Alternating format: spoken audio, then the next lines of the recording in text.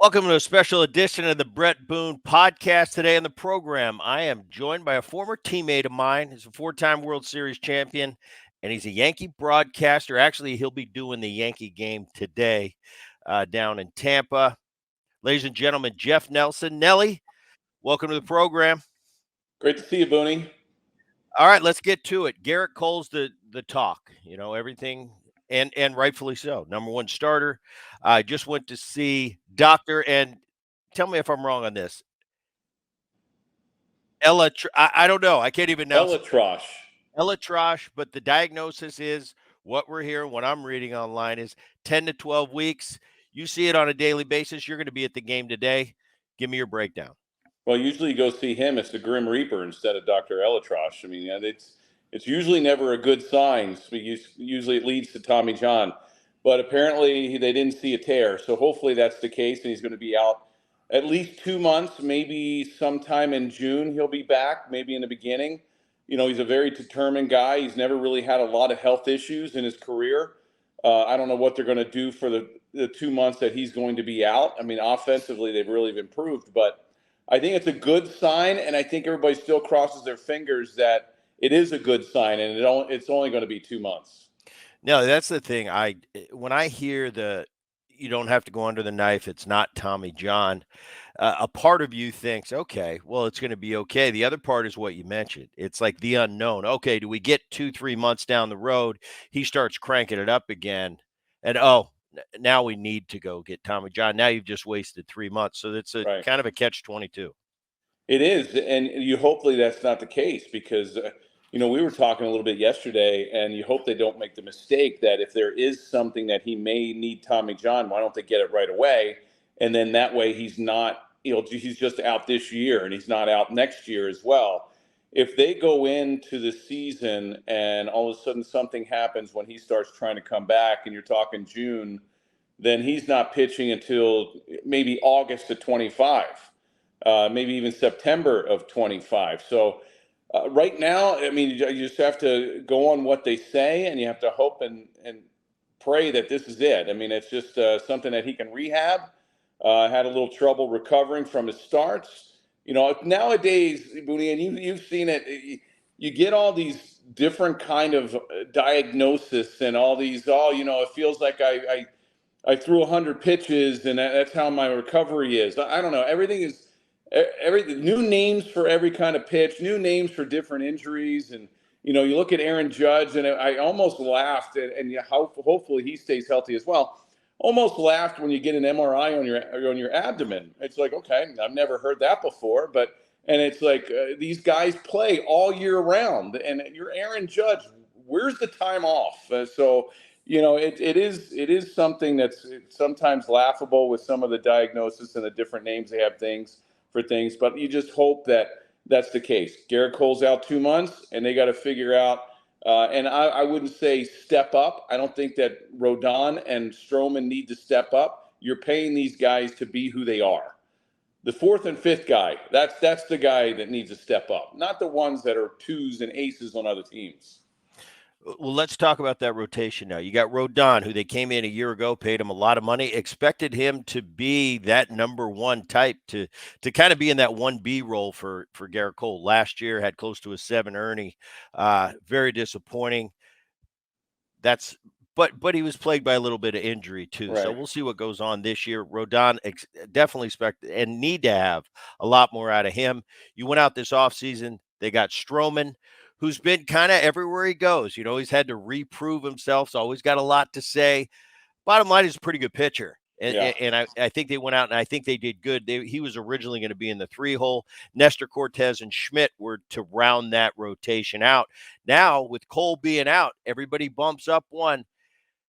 Your thoughts on that, and is there an option for them? There's Blake Snell, who won the Cy Young a year ago, National League Cy Young Award winner. He's still out there. Montgomery had that unbelievable run down the stretch, ended up winning a World Series with the Texas Rangers, former Yankee. And then there's we're not really allowed to talk about it. Trevor Bauer's sitting out there, willing to play for the league minimum. Are those really realistic options for the Yankees at this point?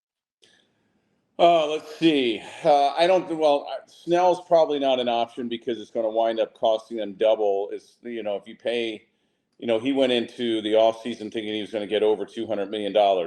Right now that's not happening, or nobody's offered that yet. He turned down a deal with the Yankees. I think 160, 180 million. I don't know what it was for a 5-year deal. He didn't want that.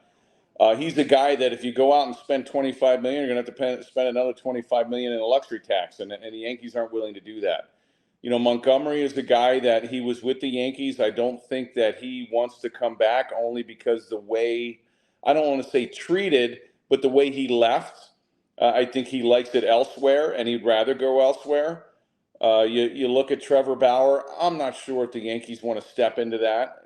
I think he's a great pitcher, and I think he can help any team. I think he probably deserves to be on somebody's roster. He still has a lot left.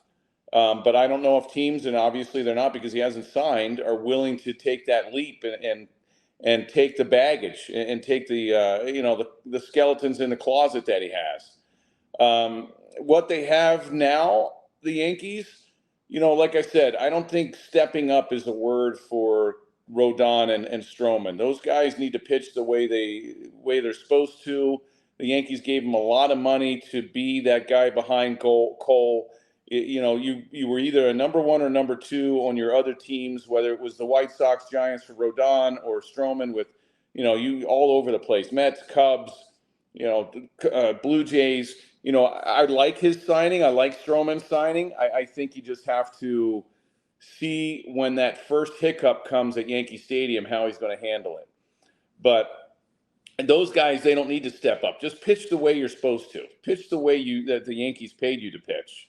The Clark Schmidt, the Nestor Cortez, they're the ones that have to step up. They're young pitchers, and with Cortez, he's been around a little bit. He's been injured the last couple of years. So he's the guy that needs to take that next step. Clark Schmidt, take the next step. I read today that they may go opening day. They have no idea because they were slotted the way they are. It's only less than 2 weeks away. They might have to use a bullpen day. And as a bullpen guy, we get taxed anyway. And the way things are, pitch count wise, these guys are leaving spring training at 85, 90 pitches. You're already killing your bullpen the first couple months. So to immediately go to a bullpen day, that's a little shock. So, they're going to have to figure it out, I think, internally, unless there's somebody else out there. You look at that Michael Lorenzen. He's a number 4 or 5. I mean, he probably could help out the rotation a little bit. Didn't end very well with him last year when he went to the Phillies. You have that guy Clevenger that's still out there. I don't know where they go, but I think wherever they do go, they don't want anything to tax, to put pressure on that luxury tax. I'll tell you, you're right, and I haven't even thought about that. I think Clevenger might be a decent option. He was a pretty capable pitcher for a long time. I think he was last with the San Diego Padres. Yeah, I think he did wind up going out there from the White Sox. Yeah, I haven't even thought about that. In your time, and we played it with and against each other for a long time. I don't remember at this stage, barring a collusion type year, I don't remember at this stage of the game such prominent free agents still being out there and not signed with a team, and I haven't even got to a JD Martinez type Right. who came off another great offensive year, drove in 100, hit 30 homers. I know he's getting a little bit up there in age. He's 35 years old, but still very productive, huge clubhouse presence, guy that can really help young hitters. He's still available. And then you go with obviously the reigning Cy Young Award winner still out there, Montgomery, who has always been a good pitcher, but down the stretch postseason last year, man, I couldn't imagine doing better for yourself and raising your stock than the way he performed down the stretch, playoffs, World Series. For them to be sitting out there, pretty strange at this point. I agree. I don't like it. I think it's bad for baseball. Who knows what's going to happen in the next couple of weeks? I mean, you don't want to see these guys go into the season and all of a sudden sign the contract. I mean, who knows what Boris has up his sleeve with these guys? I don't like it. They've always talked about there should be a free agent deadline as far as these guys have to sign by this date. But then I think it's hurting the player. The Players Association will never agree to that. Yeah, you're right. I mean, it never used to happen because teams are about, hey, I want experience, I want quality, and I want to win. And pitching was always one of those things that helped you win. And now they look at it. You just mentioned JD Martinez is 35 years old. Guys played well past 35, 20, 25 years ago. Now they're looking at it saying, you know what? I got a 35-year-old JD Martinez that might cost me $10 million, $11 million. I might be able to get the same production at some 2-year player that I can pay maybe $1 million or $1.5 million and save some money. So they look at it a little bit differently with the way their payroll is. It never used to be that way. Teams are like, okay, if there's quality guys out there that's going to help us get to the World Series, we're going to go get them.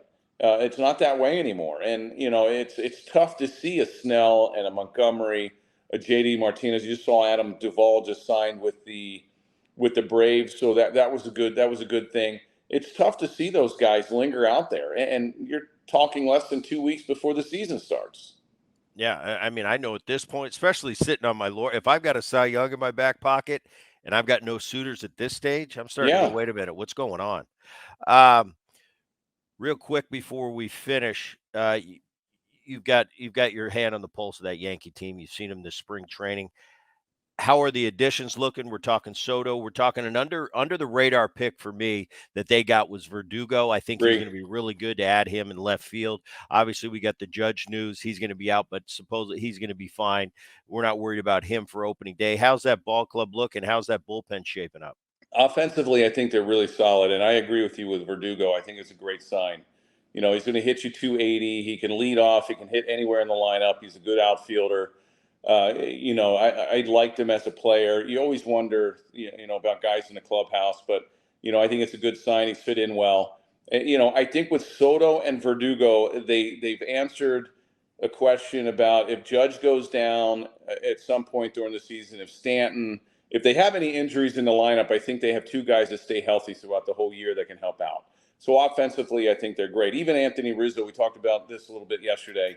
I think he's looked a lot better in spring. And with him mixed in that lineup, I think if he's healthy, I think he's still productive. Pitching, even with Gerrit Cole, I think was always going to be the question. You had Gerrit Cole, and that was somebody you never had to worry about. Now you do, because everybody behind him you did have to worry about. Rodon having the bad year, Nestor Cortez, how's he going to bounce back? You have Clark Schmidt, and you have Stroman. How's he going to handle New York? I like Stroman as a pitcher. He's a great pitcher. Bullpen wise, they added the two lefties, Ferguson and Gonzalez from the Dodgers. Ferguson's got great stuff.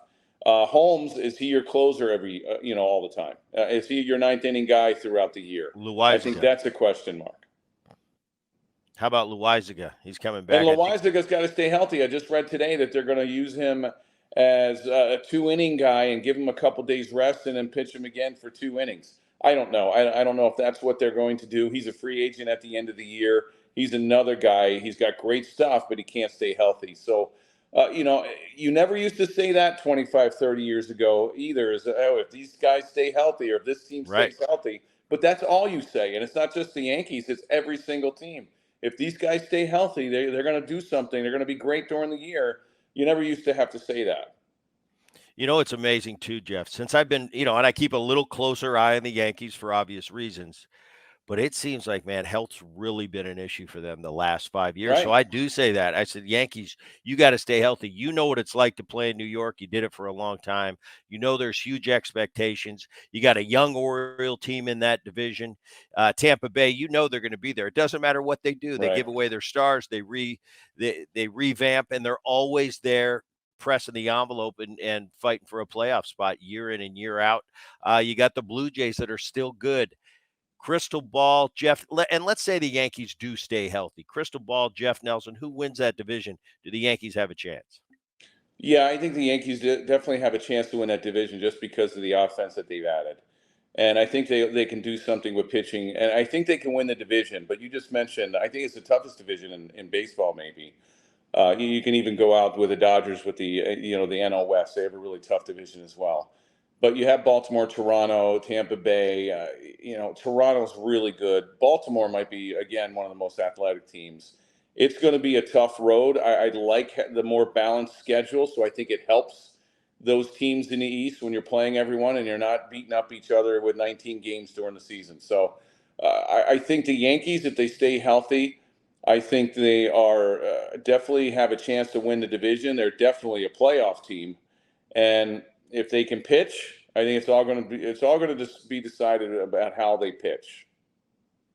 Jeff Nelson, I appreciate you stopping by, man. Tell Aaron I said hello today. I If will. you I'll talk talk to to him him in in the the fourth fourth inning, inning. and I'll see Yes. you this summer somewhere down the line. Thanks, Jeffrey. All right, buddy.